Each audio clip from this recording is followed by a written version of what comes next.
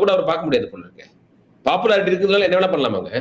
அது என்ன வேணா பண்ணாம இருக்கலாம். நிர்மல்குமார் வந்து வெளியில என்ன பேசியிருக்கிறாருன்னா, இப்ப அங்க கரூர் போலீஸ் வந்து மிரட்டினாங்க பாதிக்கப்பட்டவர்களை.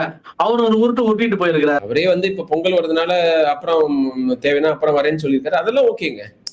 என்கொயரினா போய் தான் ஆகணும். அது கண்டினியூஸா பண்ணணுங்கிற அவசியம்லாம் இல்ல. கேட்கிற கேள்வி நிறைய கேட்டிருக்காங்க. 6 மணி நேரம் 7 மணி நேரம் சொல்றாங்க. சோ திரும்ப கூப்பிட்டா போகணும், அவ்வளவுதானே. சட்டத்துக்கு கட்டுப்பட்டு நடக்கிற எல்லாரும் செய்ய வேண்டியதுதான்.